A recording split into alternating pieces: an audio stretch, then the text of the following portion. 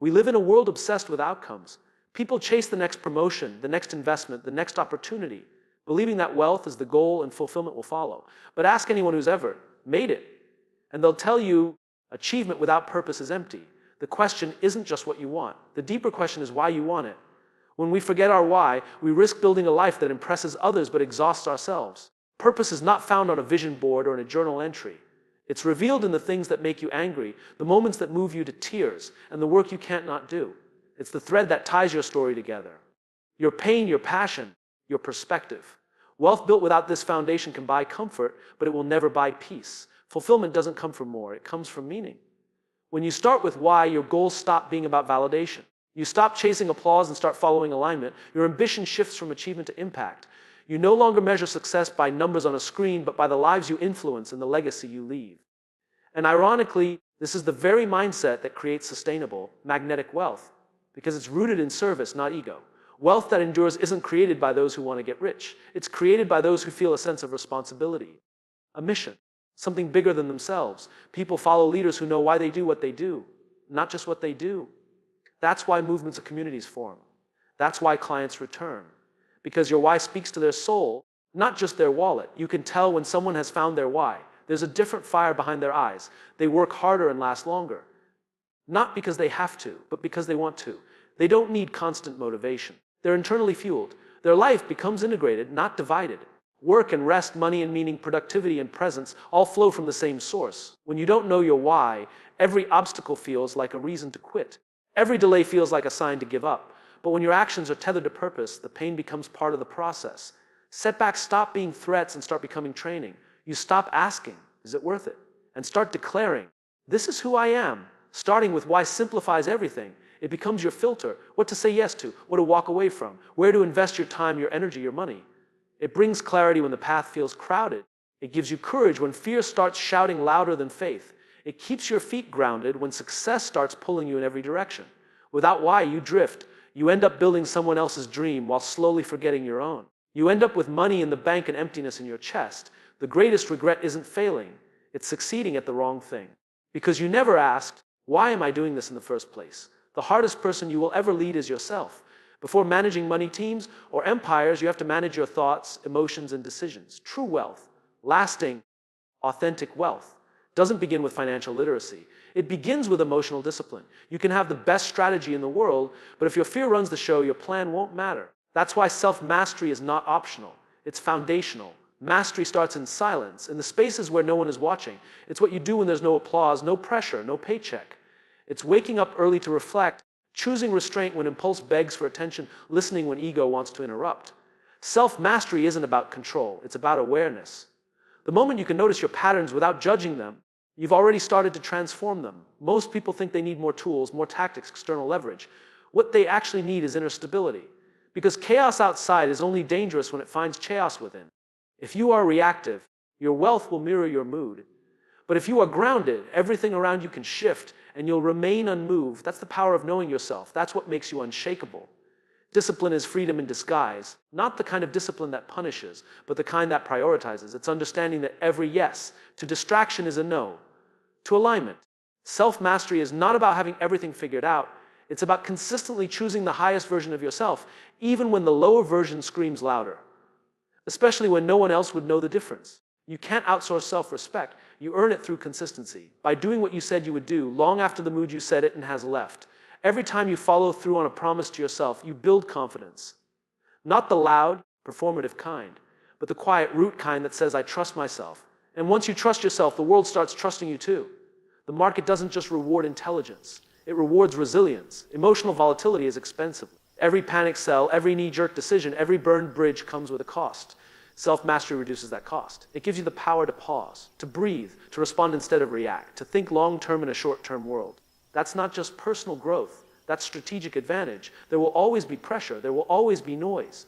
But when you invest in mastery, you stop getting tossed around by every wave. You learn to move with intention instead of reaction.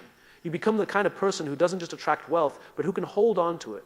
Because the goal isn't just to win, it's to stay steady while you win, to stay whole while you grow. Most people want the rewards without the refinement. They want the lifestyle without the internal leadership. But wealth without mastery is unstable. It makes you louder, not wiser. If you haven't done the inner work, success will expose you faster than failure ever could. Because power in the hands of someone who hasn't mastered themselves doesn't liberate, it destroys. Everyone wants the result, but few commit to the reason others should care. We chase income, clients, and growth without stopping to ask the most important question: what problem am I actually solving? Wealth doesn't appear because you want it. It flows toward value. And value isn't declared. It's experienced by the people you serve. Until your work truly matters to someone else, money is just a hopeful wish, not a natural consequence. Real value is built in the trenches of empathy. It begins by understanding someone else's pain so deeply that you can name it before they speak it. When you make someone feel seen, heard, and helped, you've already built something money can't buy. That's what separates noise from impact. Anyone can sell a product, but only a few can create transformation. Those who do never run out of demand. The world doesn't need more things to buy. It needs more things that mean something, more experiences that solve real frustrations, more leaders who are obsessed with serving before scaling. Because when you build from a place of generosity, not greed, people notice. And more importantly, they remember. You stop being a vendor and start becoming essential. Most people ask, how can I get paid? The better question is, how can I help someone so well they want to pay me? That shift in mindset changes everything. It moves you from extraction to contribution, from transactions to trust. And in the long run, trust is the most valuable currency on earth. It can't be bought. It has to be earned brick by brick, moment by moment. The irony is, the more you chase money, the more it eludes you. But the more you chase meaning, the more you focus on solving the right problem for the right person in the right way. Money starts chasing you because people pay for relief. People reward relevance. People invest in those who improve their lives, not with hype, but with genuine solutions. Too many people skip the season of building value. They want to scale something that hasn't even been proven. They get discouraged when the market doesn't respond, but they never stop to ask whether their work deserved a response. The truth is hard to face, and your idea might not be ready. Your offer might be unclear. Your impact might not yet match your intention. And that's not failure, it's feedback. If you build value, wealth becomes inevitable. Not overnight, but inevitably, because people talk, they refer, they return. When you help someone win, they remember. When you go deeper than expected, they feel it. When your work speaks louder than your marketing, you don't have to scream. The market starts doing the talking for you. You don't need 1 million followers to create wealth. You need a handful of people who believe you changed their life in some way. Start there, start small. Make one person's world better, then 10. That's how value grows. By word, by trust, by transformation. That's how wealth begins. Not as a transaction, but as a ripple. Willpower is unreliable. Motivation fades. Inspiration is fleeting. If you're depending on feeling ready every day, you've already lost the game. Success doesn't come from how strong your discipline is. It comes from how smart your environment is. Winners don't just have better habits, they have better setups. They remove friction from the right behaviors and build resistance around the wrong ones. Your environment is shaping you constantly, whether you realize it or not. The apps on your phone, the people you follow, the conversations you allow, the energy in your space, all of it is either reinforcing your future or slowly pulling you back into your past. It's not about discipline, it's about design. And if you don't design your surroundings with intention, they'll default to distraction.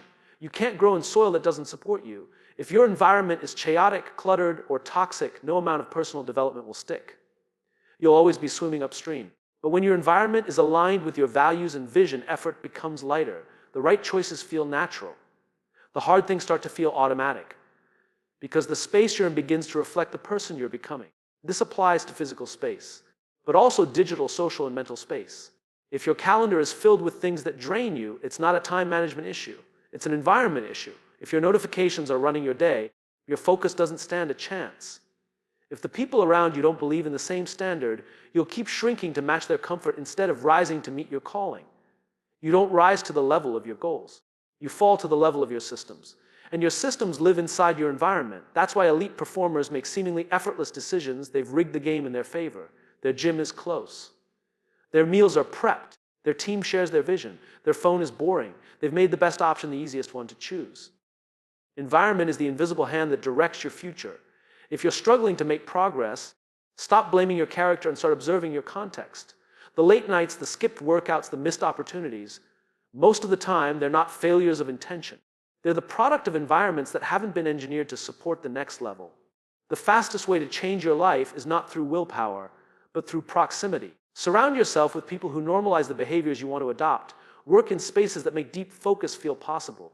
Spend time in environments that reflect discipline, not disorder. It's not about forcing change, it's about making it easier to become who you already know you are. We underestimate how much our surroundings speak to us. Every object, every input, every person either whispers, stay the same, or step forward. If you're serious about wealth and fulfillment, start by curating what you allow in your space. Because when your environment is aligned with your identity, success stops feeling like a fight and starts feeling like a rhythm. Most people think success is about making the right decision every day. It's not. It's about making the right decision once and then building your life to support that choice again and again. The strongest people don't wake up debating whether they'll follow through. The decision was already made. The only thing left is execution. Repetition isn't a grind when it's aligned with who you've already decided to be. Indecision is a drain. Every time you evaluate what you've already committed to, you burn energy that should be spent building. This is why people stall. They're constantly redeciding instead of reinforcing. They think they're being flexible, but really they're avoiding friction. But the truth is, clarity is a relief. When you decide once deeply, completely, without escape routes, your mind relaxes. Your energy consolidates. Momentum begins. Discipline isn't about daily motivation. It's about daily systems anchored to a deeper choice. You don't go to the gym because you feel like it. You go because you already decided that health is who you are. You don't create content, lead, invest, or serve because every day feels easy. You do it because at some point you chose a mission, and that mission now shapes your motion. The best decisions are identity-based. Not I want to read more, but I am a reader. Not I should save money, but I am someone who stewards resources wisely. When identity leads, habits follow. And when the habit is aligned with who you've claimed yourself to be, you don't need to wrestle with it each morning. You just show up. You act. Because anything less feels inconsistent with your character. Repetition is not the enemy. Boredom is not failure. When you decide once, the magic is in the mundane. The real work happens in the days when no one claps. When the task isn't exciting. When there's no big breakthrough, just another brick placed in the wall of your vision. That's where wealth grows. That's where fulfillment lives. In the quiet daily affirmation of a choice you already made. We've been taught to overthink everything. But overthinking is often just a cover for undercommitting. When you've fully decided, you don't need to revisit the decision every time life gets loud. You don't have to renegotiate your priorities because of pressure or fatigue. The question isn't, should I keep going? The question becomes, what's my next move forward? Consistency compounds. One powerful decision backed by 1,000 simple actions can change the entire trajectory of your life. But that only happens when the decision sticks, when it's not a preference.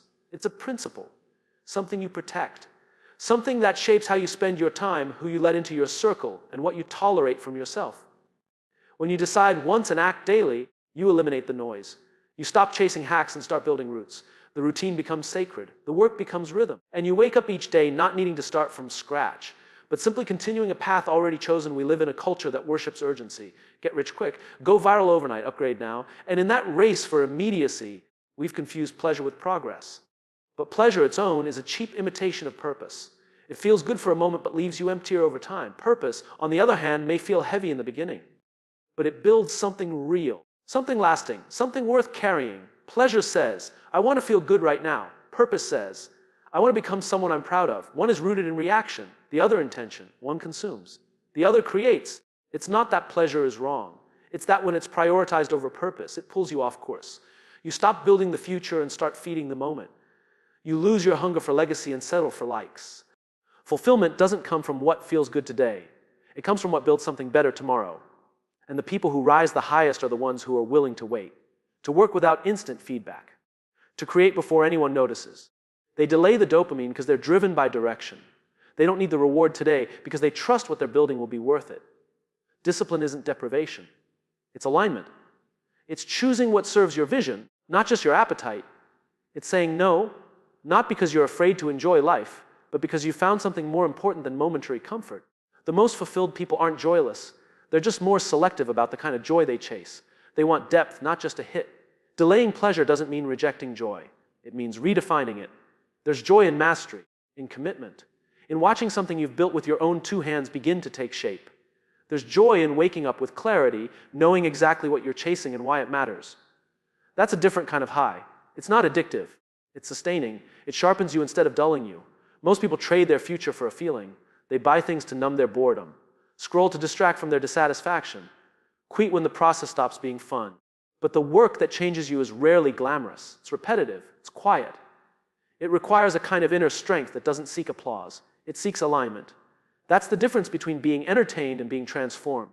Every time you delay a fleeting pleasure to protect a deeper purpose, you reinforce who you are becoming. You remind yourself that your life is about more than now. start living from the future instead of reacting to the present. You stop chasing what's easy and start earning what's meaningful. That's how vision becomes real, one conscious sacrifice at a time. The deeper your purpose, the less you need to be constantly rewarded. You stop needing every effort to feel good. You start building on belief instead of sensation. And over time, while others are chasing the next thrill, you're building something solid beneath your feet. You can go fast alone, but you can't go far that way. Wealth and fulfillment aren't solo projects, they're ecosystems. The most successful and satisfied people don't try to do everything themselves. They multiply their vision through others. They understand that growth doesn't come from control, it comes from connection. Your ability to build meaningful relationships determines how far your impact can stretch. Ideas are seeds, but people are the soil. If you want something to grow, plant it in the hearts and minds of those who believe in it too. When you find people who align with your mission, your capacity expands. Your energy compounds. You don't just add effort, you multiply momentum.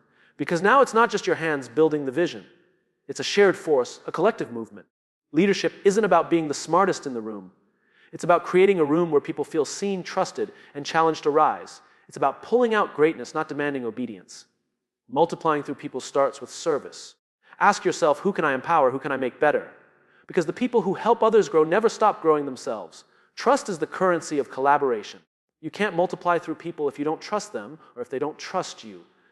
That means clear communication. That means ownership over your mistakes. That means making space for others to lead, even when you could do it yourself. Control limits scale. But trust opens the door to possibility. The more you give away, the more returns to you. You don't need to have it all figured out to lead. You just need to go first. Go first in vulnerability. Go first in accountability. Go first in generosity. When you lead with heart, people show up differently. They bring more than their skill. They bring their belief. And belief is what sustains the mission when the strategy needs to shift. It's what keeps people aligned through the storms. Multiplying through people requires you to see beyond transactions. Your team isn't just helping you reach your goals. They're building their own story alongside yours. The more you invest in them as people, not just as performers, the more loyalty and energy you unlock. People stay where they feel valued. They give more when they feel known. They go further when they feel part of something bigger than themselves. No one builds anything great alone. Every legacy, every movement, every breakthrough has fingerprints all over it. Mentors, partners, collaborators, critics. People who shape the process even if they never touch the product. When you multiply through people, you stop trying to be the hero. You become the guide, the architect. The person who builds the platform others can stand on. The fastest way to grow your impact is to pour into people who can grow it with you. Teach what you've learned. Share what you know. Empower others to lead. Multiply your purpose through their passion, their skills, their reach. That's how wealth becomes generational. That's how fulfillment stops being a personal feeling and starts becoming a shared experience. Growth isn't a straight line. It's a spiral. You don't just level up once and arrive. You circle back. You revisit lessons. You outgrow old beliefs. That's why reflection is essential. Without it, you're moving but not evolving. You're active but not aligned. Taking time to pause and ask, what's working? What's not? Who am I becoming? Is not a luxury. It's a leadership necessity. Most people are so focused on progress that they forget to ask whether the progress is even pointing in the right direction. They chase results, not realizing the ladder they're climbing is leaning against the wrong wall. Reflection interrupts that momentum with purpose. It asks, is this still true for me? It invites honesty. It welcomes course correction before burnout forces it. Refinement is where wisdom takes shape. It's the space between intention and execution, where feedback becomes fuel. To refine is to stay in the process long enough to improve it. It means you don't throw out the plan at the first obstacle. You adjust it. You learn the difference between resistance that grows you and resistance that signals misalignment. You evolve your methods without abandoning your mission. Repetition without reflection creates stagnation. You can do the same thing for 10 years and still be in the same place. Not because you didn't work, because you didn't adapt. Reflection without refinement is also incomplete. It leads to insight without transformation. And refinement without repetition is just overthinking. It's the combination, the loop, that creates mastery. This habit isn't glamorous, it's quiet work. Sitting with your journal, reviewing your calendar, noticing how your body reacts in certain meetings, listening to your tone when you speak, owning the moment you missed the mark, celebrating the progress you forgot to acknowledge. In reflection, nothing is wasted. Every experience becomes data. Every emotion becomes a signal. The people who create lasting wealth and deep fulfillment aren't flawless. They're just relentlessly aware. They don't fear mistakes because they're committed to learning from them. They don't cling to outdated versions of themselves just to stay consistent. They give themselves permission to update, to shift, to change course with integrity instead of ego. They aren't afraid to outgrow who they used to be. Repetition is where character is forged. When you do the work again, Not because you're told to, but because you chose to. Not because it's easy, but because it's aligned. Repeating with intention creates rhythm. It creates results that feel earned, not accidental. Over time, the habit of returning, refining, and repeating becomes a rhythm of integrity, a loop that deepens you instead of draining you. Reflect, refine, repeat. It's a cycle that never ends, and that's the point. Because fulfillment isn't found in a finish line. It's found in becoming someone who doesn't just chase goals, but who lives in ongoing dialogue with their own growth.